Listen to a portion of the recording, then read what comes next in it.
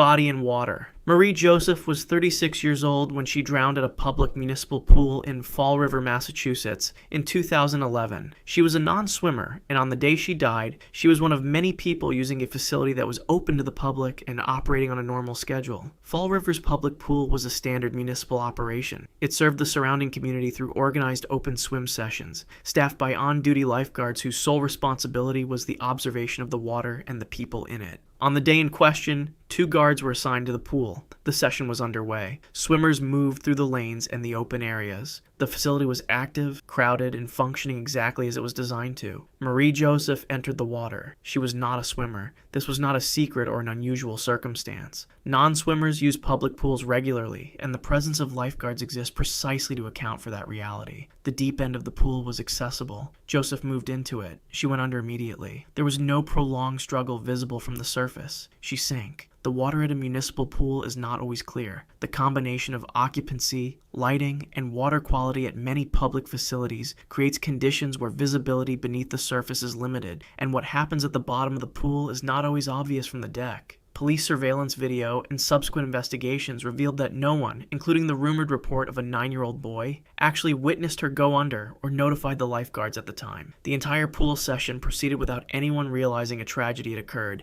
because the water was heavily clouded and murky. The facility continued running normally because no alert was raised by anyone in the facility. The on-duty lifeguards completely failed to scan the pool effectively and never received a walk-up report. Official surveillance footage confirmed that no report was ever brought to the staff regarding a missing swimmer. Because the water clarity was so poor, the body lay entirely unseen at the bottom of the pool during active hours. The lifeguards on duty were later found to be grossly negligent in their general scanning and chemical maintenance protocols, but they did not turn away a child reporting an active drowning. The pool operators failed to monitor the clarity of the water, allowing the pool to remain open despite zero visibility at the bottom. The public continued to use the facility completely unaware of the tragedy beneath them. Marie Joseph quietly slipped beneath the surface without drawing any immediate attention. She remained submerged because she was entirely unable to swim. The lifeguards did not clear the pool because they had absolutely no knowledge that an incident had taken place. Standard closing procedures were followed each night without a required physical bottom check being conducted. The staff completely overlooked the victim because the pool's deep end was deeply obscured by poor water treatment.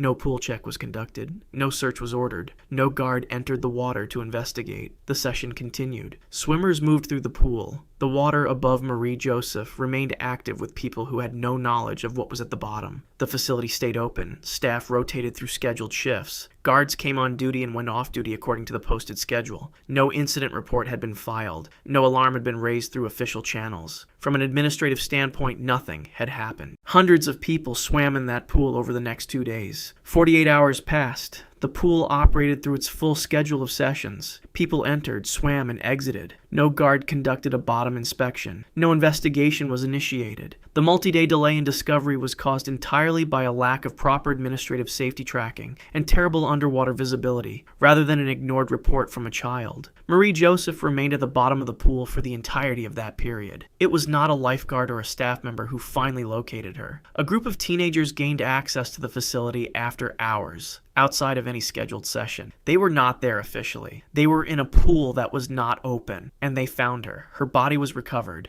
Emergency responders were contacted. The circumstances of what had occurred over the preceding 48 hours became part of the investigation that followed. Marie Joseph was pronounced dead. The cause of death was drowning. She had been at the bottom of an active public swimming pool for 2 full days. 8 minutes lost. Yonyi Grossman was 4 years old when he drowned at a summer camp pool in Goleta, California in 2005. He was attending a session in which 2 lifeguards were stationed directly in front of the water, and multiple counselors were present on the deck. The summer camp operated a pool program as part of its regular schedule. Children attended sessions supervised by a combination of camp counselors and assigned lifeguards. The pool itself was not an incidental feature of the program. It was a central activity, and the staffing reflected that, at least in terms of headcount. On the day Yonyi died, 2 lifeguards held positions at poolside with direct sightlines to the water. Multiple counselors were also on the deck. Before the session ended, a camp counselor had been repeatedly throwing and dunking Yonyi in a section of the pool that was 4 feet deep, which was deeper than the 4-year-old's height. A counselor had been physically submerging the child in 4-foot deep water, which exceeded Yonyi's height of 41 inches, and left him unable to keep his head above water once he was left alone. At some point, the counselor stopped. Yonyi was left alone in the deep end. He was 4 years old. He was left completely unmonitored in a 4-foot swimming area that was too deep for him to stand safely. He was unsupervised. He began to struggle at the surface. He thrashed. This lasted for approximately 20 seconds. 20 seconds is not a long time in most contexts. In the context of a young child in distress in water, it is a visible and recognizable emergency. The drowning response in a child this age produces movement that is not subtle. Then he sank. 2 lifeguards were positioned directly in front of the pool. Multiple counselors were on the deck. Not one of them responded. Not one of them entered the water. Not one of them called out or moved toward the pool edge. Yonyi's body remained in the pool, motionless, for more than 8 minutes. 8 minutes is not an ambiguous span of time. It is long enough for a pool session to change character entirely. It is long enough for staff to rotate positions, for children to cycle in and out of the water, for conversations to begin and end multiple times over. And during all of it, a 4-year-old boy was at the bottom of the pool. He was eventually pulled from the water. When paramedics arrived at the scene, the guards on duty provided a timeline. They told emergency responders that Yonyi had been underwater for approximately 1 minute. 1 minute is within a range where certain outcomes are still possible. It was the timeline the guards presented to the medical team responding to the emergency.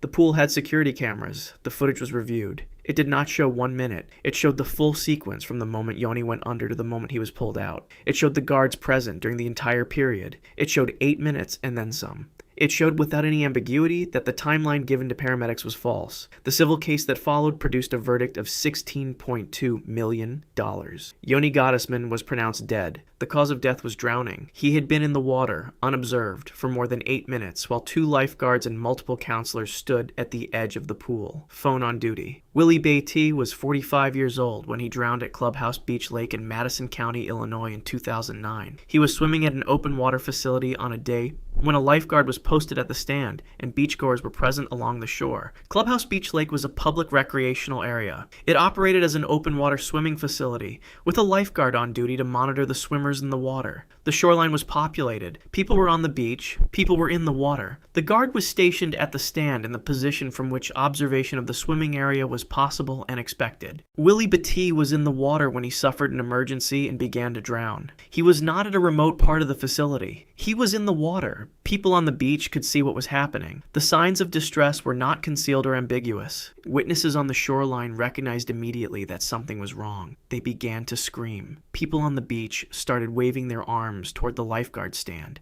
They were loud. They were visible. They were doing exactly what bystanders do when they need immediate assistance from the person whose job it is to provide it. Multiple people were signaling simultaneously from the beach in the direction of the guard. The guard did not look up. The lifeguard on duty was on her mobile phone. She was talking. She was texting. Her attention was directed at the device in her hand, and it remained there. The screaming from the beach did not interrupt it. The waving did not produce a response. The guard stayed engaged with her phone, while the signals from the shoreline continued. No rescue was initiated from the stand. Beachgoers made the decision to act themselves. People who had been watching from the shore entered the water.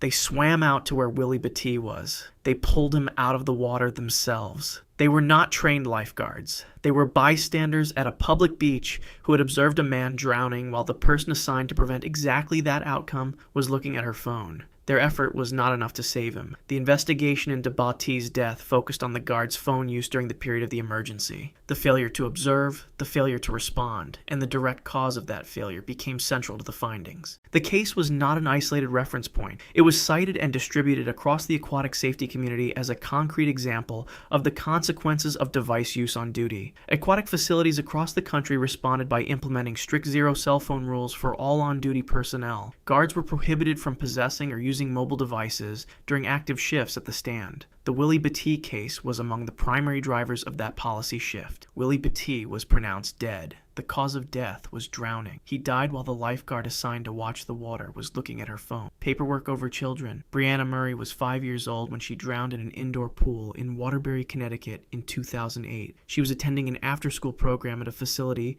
where a single 20-year-old lifeguard had been assigned to supervise 32 children simultaneously. The after-school program used the pool as a regular part of its schedule. Children from the program would attend swim sessions as a group activity, and the facility provided lifeguard coverage as part of that arrangement. On the day Brianna died, the group consisted of 32 young children. One lifeguard was responsible for all of them. A standard indoor pool is designed with an elevated guard stand for a specific reason. The height eliminates the angle of glare that occurs when a person is seated at deck level and looking across the surface of the water. The stand gives the guard a sight line that cuts through the surface reflection and allows for observation of what is happening beneath it. 32 children in a pool is a significant monitoring load even under ideal conditions. The lifeguard failed to maintain a proper, active scanning position from the deck. The lifeguard was poorly positioned and completely distracted, severely limiting the view of the water. Severe glare on the surface of the indoor pool further blocked the view of what was happening beneath the water. The lifeguard was utterly distracted and failed to notice the young girl slipping beneath the surface. The lifeguard completely abandoned standard surveillance protocols while 32 children were in the water. The lifeguard was wearing street clothes and completely failing to monitor the pool as a massive group of young children swam without proper supervision. Brianna Murray, 5 years old and a non-swimmer,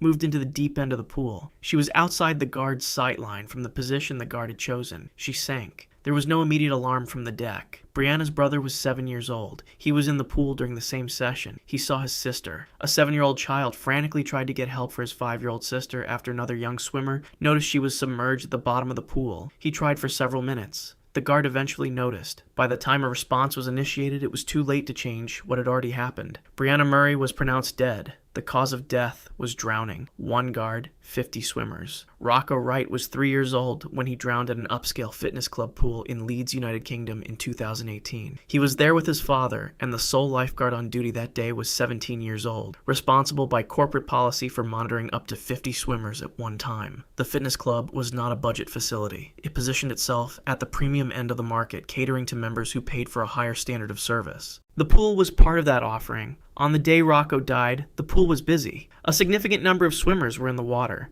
1 lifeguard was on the deck. Corporate management at the facility had failed to implement a bespoke, site-specific risk assessment for the Leeds pool, leaving a single guard to handle the heavy crowd alone, despite previous staff complaints. The lifeguard on duty was an attentive staff member, but the corporate setup and physical pool glare made it nearly impossible to spot the toddler in time. The investigation and the judge later explicitly reinforced that no personal blame was to be attributed to the individual lifeguard working that day. The facility structure left a lone lifeguard to watch the busy indoor pool, while also being expected to handle secondary maintenance tasks like water testing. Rocco Wright was 3. He was in the water with his father. At some point during the session, Rocco left his father's side. He moved through the pool without his father's immediate awareness. The water was crowded. There was glare on the surface. The single lifeguard on duty was actively trying to supervise the busy pool area when the tragedy occurred. Rocco sank to the bottom. The guard did not observe him leave his father's side. The guard did not observe him go under. No rescue was initiated. No alarm was sounded from the deck. The pool session continued. Rocco's father realized his son was not with him. He began searching the pool. He did not locate Rocco at the surface. He searched the water. He found his son at the bottom of the pool. Rocco had been underwater for more than 2 minutes. Emergency response was initiated. Rocco was brought out of the water. The attempts to save him did not succeed. A criminal investigation followed. The inquiry focused not only on the guard's failure to observe the drowning, but on the corporate policy that had placed a 17-year-old alone on the deck of a crowded pool with responsibility for 50 swimmers. The company that operated the facility was found criminally liable. The fine issued against the company was £2.55 million. Rocco Wright was pronounced dead. The cause of death was drowning. His father found him at the bottom of the pool, jeans in the water. Suman Kohler was 38 years old when he drowned at a pool facility in Palo Alto, California in 2023. He was a father, present at the pool with his children, and the lifeguard on duty was 17 years old, working a 6-hour shift with no confirmed breaks, wearing heavy denim jeans and earplugs. The pool facility in Palo Alto was a private club. Members used it for recreational swimming, and the club employed lifeguards to provide safety coverage during sessions.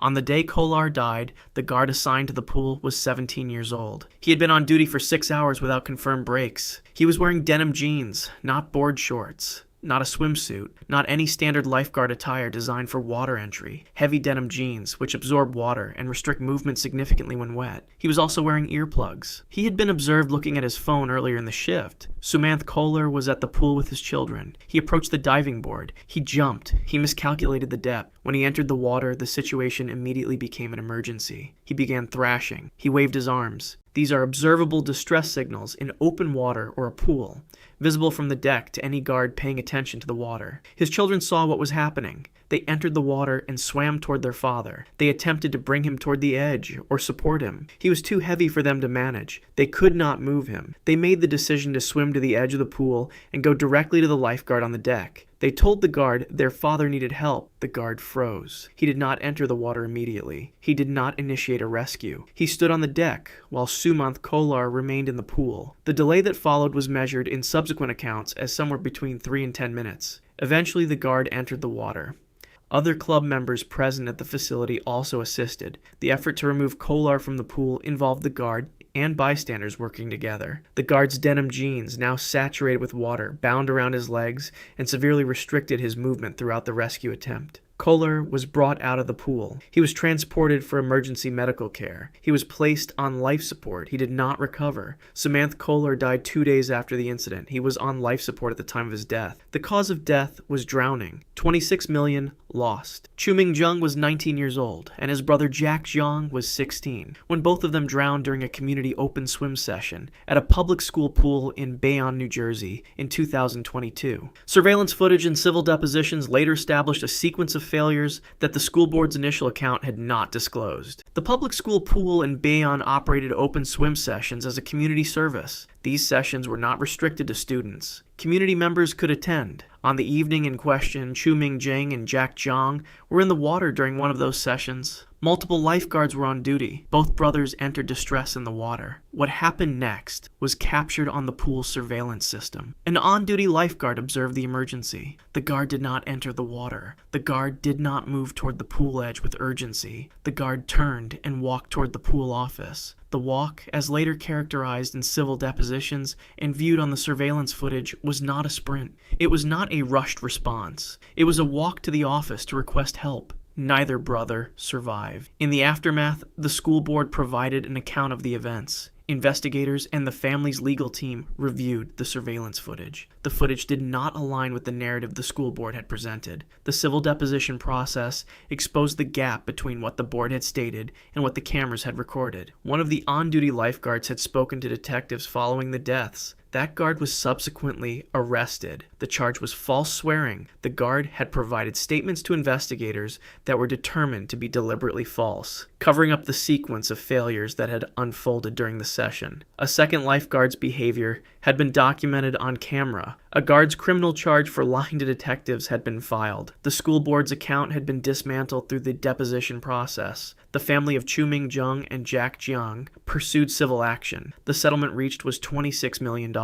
Chuming Jang and Jack Jang were both pronounced dead. The cause of death for each was drowning. The lifeguard who provided false statements to detectives was arrested and charged with false swearing. 9 guards, 0 eyes. Suhayon Park was 13 years old when he drowned in the 12-foot deep end of a large spring-fed public swimming hole in Ridgewood, New Jersey in 2008. He was a 13-year-old boy who tragically lost his life during a summer outing at the facility. At least 9 lifeguards were on active duty at the facility that day. Not one of them saw him go under. The swimming hole in Ridgewood was a substantial public facility. Spring-fed and deep, it drew large numbers of visitors during the summer season. The deep end reached 12 feet. The facility maintained a significant lifeguard presence, not as a token measure, but as a genuine attempt to cover a large body of water with active observation. On the day Suhayon Park drowned, at least 9 guards were on duty around the perimeter and at the designated posts. Suhayon Park was 13. He was in the United States visiting. He was at the swimming hole with his mother. He moved into the deep end. He began to struggle. He was thrashing. He was not in a corner of the facility or in a position that required unusual angles or obscured sightlines to observe. He was in the swimming area, in distress, in a body of water with 9 lifeguards posted around it. Not one of them initiated a response. He sank. He went to the bottom of a 12-foot spring-fed pool,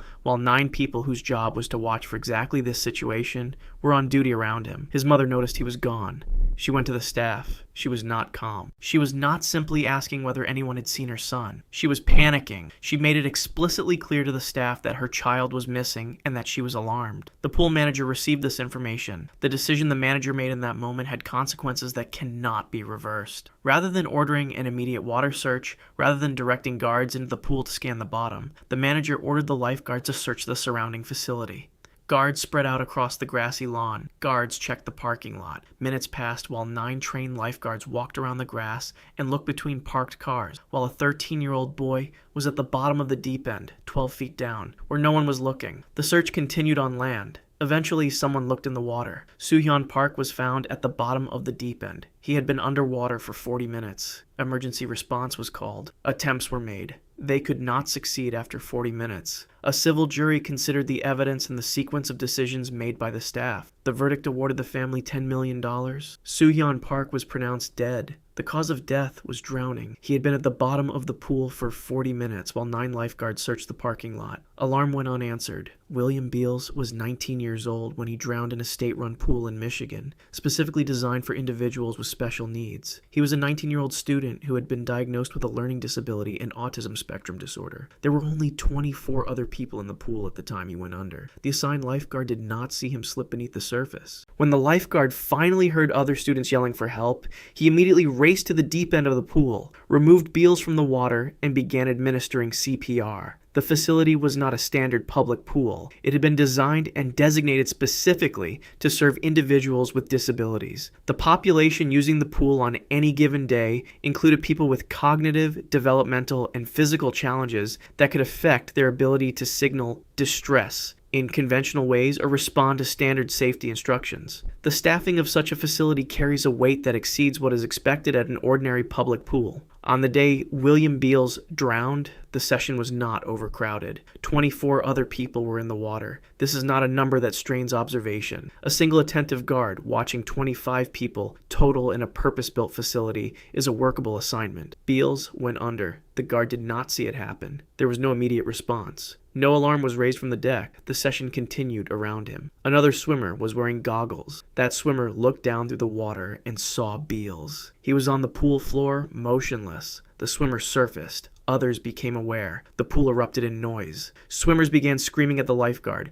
They were yelling directly at the guard. They were identifying the location of a person who was motionless at the bottom of the pool. This was not a vague or confusing situation. Multiple people in the water were simultaneously pointing and screaming at the guard on deck, communicating an emergency in the clearest terms available to them. The guard did not enter the water. The delay in rescue occurred because the student had already been submerged silently for approximately 8 minutes before another swimmer wearing goggles spotted him at the bottom. When a response was finally made, too much time had elapsed. William Beals could not be saved. The case worked through the legal system. A settlement was documented in 2015. William Beals was pronounced dead. The cause of death was drowning, screened before water. A 10-year-old child drowned in a public pool facility in Ireland after a formal inquest established that the lifeguard on duty, Bobby Ledden, had been using his smartphone while seated in the primary guard chair and had missed every visible sign of the child's distress. The pool was a public facility, open to members of the community. Children used it. Adults used it. The guard chair at a public pool exists in a specific place with a specific purpose. It is positioned to give the guard on duty the broadest and most unobstructed view of the water. Whoever occupies that chair is, by placement and by role, the person responsible for observing everything happening in the pool below. Bobby Ledden was the assigned lifeguard on duty. He was in the chair. A 10-year-old child was in the pool. At some point during the session, that child entered distress. The signs of active drowning are visible from a properly occupied guard position. A child in a pool struggling at or beneath the surface is not an invisible emergency. It is something the guard chair is specifically designed to allow the occupant to see. Ledden did not see it. He was looking at his smartphone. His attention was on the screen in his hand. The pool and everything happening in it was behind his field of vision as he looked down at the device. The child drowned. No rescue was attempted. No alarm was raised from the deck. The child went through the full sequence of drowning without any intervention from the person in the guard chair. A formal inquest was convened following the death. Witness testimonies were gathered and submitted. Multiple accounts confirmed the same thing. Bobby Ledden had been using his smartphone while on duty in the guard chair. He had not been watching the water. He had not observed the child enter distress. He had not made any effort to respond because his attention was elsewhere. The inquest concluded that the death was preventable. The child was pronounced dead. The cause of death was drowning. The formal inquest established the death as preventable, caused directly by Bobby Ledden's failure to observe the water while using his smartphone on duty. They laughed it off. Giverny Essin was a 12-year-old girl who tragically drowned during a middle school summer program field trip at Benedict Pond in Beartown State Forest, located in Great Barrington, Massachusetts in July 2024. The educators running the trip violated state-mandated safety laws by allowing 35 children into the pond at the exact same time with only one lifeguard on duty for the entire public swimming area. The swimming activity took place in an open water state park pond rather than a structured pool facility. At least 3 children explicitly reported to the site supervisor that Giver was unable to swim and had disappeared under the water, but the warnings were completely ignored. Her body was found after the group boarded the bus, and a head count failed. The field trip was a standard school-organized outing. A group of middle school students, chaperoned by educators and supervised by site staff, attended the facility as part of a scheduled program. The waterfront was the central activity. One lifeguard had been assigned to manage the swimming area. That lifeguard was a high school student, not a certified professional, not a trained adult. A high school student placed alone in charge of a crowded swimming area full of middle schoolers, without an elevated guard stand to aid observation. The swimming activity was underway. The pond was busy. Giverny Essin went under. She did not resurface. Other children in the water noticed. They did what any child in that situation would do. They got out of the water. They ran to the adults on site. They found the site supervisor. They told the supervisor directly and explicitly that a child had gone under and had not come back up. This was not a vague report. It was not a child complaining about something minor. Multiple children were telling an adult in a position of responsibility that one of their classmates had disappeared beneath the surface of the water. The educators completely failed to act on the children's urgent safety warnings, not by taking 30 seconds to scan the water, not by ordering the water cleared, not by asking the children to show them where they had last seen her. They laughed. They did not look. The swimming session ended. The students were gathered and walked to the bus. They loaded onto the vehicle. A head count was conducted. Giverny Essin was not on the bus. Staff returned to the water. They looked in the water. Her body was at the bottom. A criminal investigation was opened. 2 educators from the school were subsequently indicted on felony involuntary manslaughter charges. Giverny Essin was pronounced dead. The cause of death was drowning. 2 educators were indicted on felony involuntary manslaughter charges following her death. Back to friends. A swimmer drowned in an indoor leisure center pool in the United Kingdom after a criminal jury trial established that the on-duty lifeguard had physically turned away from the water to chat and flirt with a group of friends who approached the stand, and that the swimmer had drowned directly behind the guard without any rescue attempt being made. The leisure center was a functioning public facility. The pool was in active use. An open swim session was underway. Swimmers were in the water. The lifeguard was at the stand, positioned to observe the full pool. The setup was exactly what it was supposed to be. A staffed pool, an occupied guard position, a standard session. A group of people entered the pool area. The guard recognized them. They were not strangers. They were people the guard knew, and they had come to the stand to talk. The guard turned around, not to briefly acknowledge someone and return to scanning. The guard physically turned away from the pool, away from the water, away from every swimmer in it, and toward the group of friends. The conversation began. It was not a short exchange. It extended. The guard was chatting. The guard was flirting. The guard's back was to the water. A swimmer in the pool slipped beneath the surface. Active drowning does not always produce dramatic splashing. It can be a quiet process. A swimmer going under in the middle of a pool, without anyone on deck watching the water, can complete that sequence without raising an alarm that breaks through